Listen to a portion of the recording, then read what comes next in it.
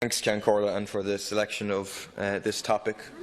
Christmas Grinch of 2017 goes to Capita plc, the parent company of AMT Cybex, which has made at least 6 Unite members compulsorily redundant.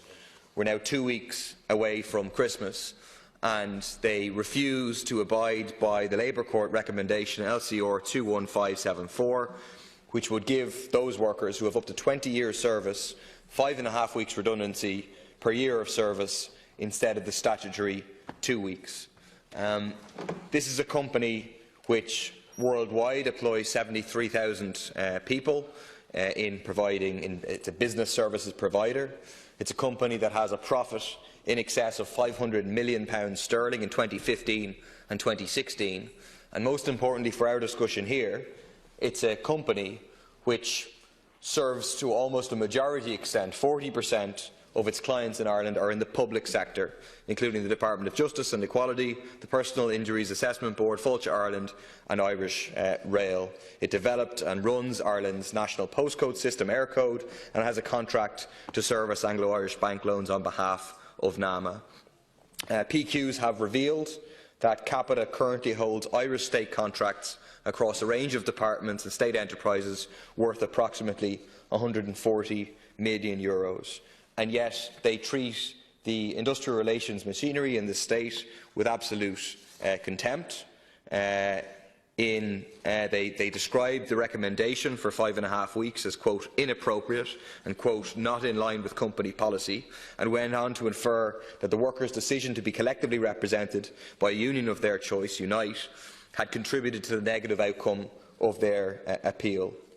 That inference, that a decision of workers to collectively organise to be in a union was a contributory factor in their dismissal, highlights again the significant deficiencies in the industrial relations legislation and the ongoing failure to properly provide for collective bargaining.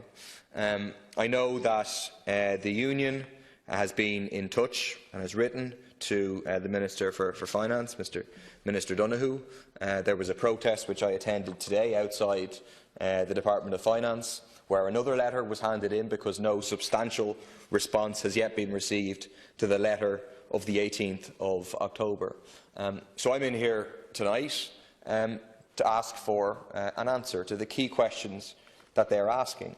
That fundamentally this company, while they can't be made do what's right by the government, they can't be imposed, as I think they should be able to pay the 5.5 weeks at least that the Labour Court recommended. But the government should make a policy decision that rogue employers like this, that simply refuse to engage with the unions, they refuse to engage with Unite all the way along, and that refuse to implement recommendations of our industrial relations machinery, shouldn't be facilitated by the state. And there should be a clear policy decision to have no more public contracts for companies like Capita that refuse in this way to implement Labour Court decisions. Deputy Minister. Margaret, and I want to thank the Deputy for raising the matter, which I am taking on behalf of my colleague, the Minister for Business, Enterprise and Innovation, Ms Heather Humphreys TD, who unfortunately can't be with us this evening. Firstly, I should point out that the Labour Court is an independent, adjudicative body under the remit of the Department of Business, Enterprise and Innovation and has discharged its statutory function in this matter. The Minister has no function in relation to the implementation or otherwise of the Labour Court recommendation in this case. I understand that the Labour Court recommended an enhanced redundancy package for a group of workers in the company referred to, following a referral by the trade union Unite to the Labour Court under Section 21 of the Industrial Relations Act 1969. And while referrals under that section of the Act require the referring party to agree to be bound by the Court's recommendation, there is no obligation on the other party to be bound by or indeed to accept the recommendation. In this case, the responding party, as is their right, did not attend the hearing of the Court, nor did the Court have the benefit of their position in framing its recommendation. In line with its statutory obligation, the Court issued a recommendation based on the information presented. I should clarify that on the issue of trade union recognition, Article 40 of the Constitution guarantees the right of citizens to freely associate and to join unions. It has been established in a number of cases before the courts that the constitutional guarantee of freedom of association does not guarantee workers the right to have their union recognised for the purposes of collective bargaining. Industrial relations in Ireland is voluntary in nature, and it has been the consistent policy of successive Irish governments to promote collective bargaining through the laws of this country and through the development of an institutional framework supportive of a voluntary system of industrial relations that is premised on freedom of contract and freedom of association.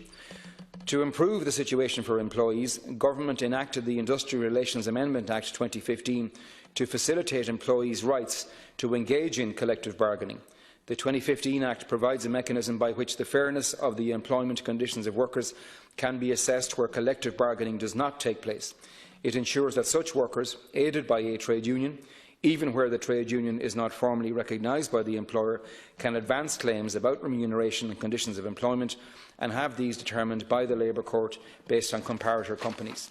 Any determinations by the Labour Court in this context are enforceable before the Circuit Court. Government always encourages all sides in a trade dispute to engage constructively and in good faith with a view to all parties involved making every effort to reach agreement and to come to an arrangement that recognises the concerns of both sides. To the letter that has been written by Unite, to the protest today, to the questions that I asked. See, it's very unfortunate that the Minister for Finance or a Minister of State from the Department of Finance isn't here to deal with these, because these are queries that are directed at the Minister for Finance. It's a fact that Capita is the recipient of extremely lucrative contracts with the state. 140 million euros is what it currently has. That's a lot of money, and that's a fact. It's also a fact that it's in a small minority of rogue employers who are prepared to disregard the state's industrial relations machinery. It's also a fact that 95% of all Labour Court recommendations are implemented by employers. So it's in a 5% minority. Given all of those things, it is perfectly within the right of the government to say, and I think the government should say, that until they agree to implement this Labour Court recommendation and other recommendations, they won't be getting any more public contracts. It's perfectly appropriate and right to say that there's a public obligation on those who receive public contracts, that they shouldn't be able to treat their workers in the extremely cruel, Grinch-like fashion that they have been doing so, and then to disregard the mechanisms set up in terms of the workers pursuing all of those mechanisms. In terms of the references, which are more general, to collective bargaining and so on, I mean, Capita refused to engage with Unite. They refused to attend the Workplace Relations Commission, they refused to attend the Labour Court, and now they're refusing to implement a Labour Court recommendation. And it precisely illustrates the point about the so-called voluntarist model of industrial relations in this country. The right for workers to freely organise, to be involved in unions, to collectively bargain, means that where workers, the majority of workers in a certain workplace, join a union, well then the employer should deal with that union as opposed to continuing to ignore it and the industrial relations machinery. Thank you. Minister, to conclude. We all acknowledge that a redundancy situation in any workplace is always difficult for the workers and indeed for their families. But we are fortunate in Ireland. We have an industrial relations system in place where the fundamental approach of successive governments has been one of volunteerism. In general, our laws do not try to impose a solution on parties to a trade dispute, but rather are designed to help support the parties in resolving their differences. So the state, by and large, has confined its role to underpinning voluntarism through the provision of a framework and institutions through which good industrial relations can prosper. And finally, the recommendation in this case was made under Section 20 of the Industrial Relations Act, and as such, and under Irish law, is only binding on the referring party, i.e. the union. And again, it's important to point out the company is not breaking any law by not recognising the Labour Court recommendation for more favourable redundancy terms. Thank you, Minister. Item 3.